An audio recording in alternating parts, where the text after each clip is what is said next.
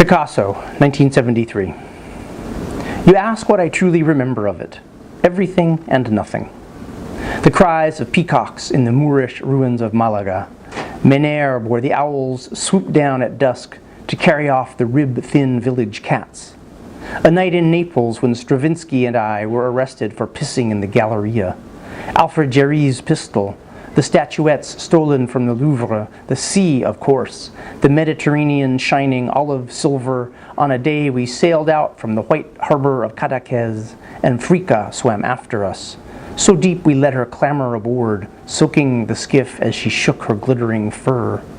And La Vie Américaine in the 20s with Gerald and Sarah Murphy and Scott Fitzgerald pouring their dollars into the sea off the rocks in Cap d'Antibes like flat champagne.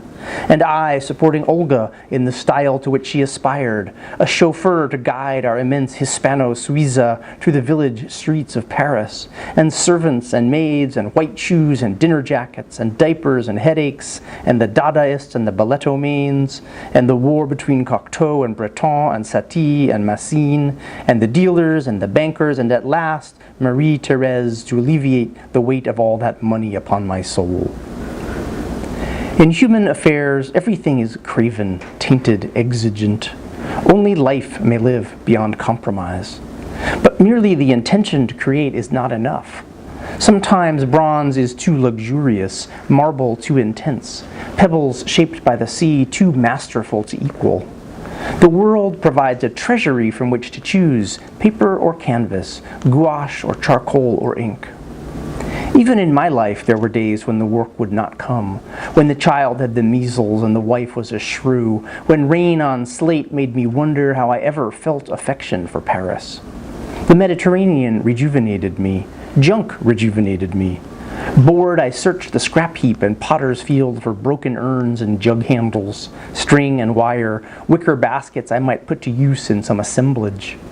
Driving home through Aix after the bullfights, I stopped always at the same candy store to buy their almond paste calissons, not for the sugar but the sturdy diamond-shaped box, which, filled with plaster, creates an ideal base for a sculpture. Yes, to see is to possess, and you must invest heart and soul in the work, but not all hearts and souls are equal. How much must be poured until a vessel runs over depends on the size of the vessel. How much must be drunk depends on the strength of the liquor. For Braque, a bottle or two of good wine. For Matisse, a glass of Armagnac. For Picasso, a spoonful, a thimble, a single drop of blood. I am an old man, though I hate it, and wish now to immerse myself in raw color, that its childlike state of grace might envelop me. Drawing on the beach with a stick, I feel a spirit of delight I seldom find in the studio, but they wince and beg me to stop, my canny dealers and rich collectors. They say there is no money in it. First I destroyed the old masters, and then I destroyed modern painting, and you ask me why? Because breaking the mold is what I understood.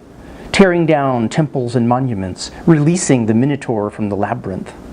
Why blood? Why the sword? Why poetry? Why a dab of ochre for a pear? Why blue apples? Why such questions?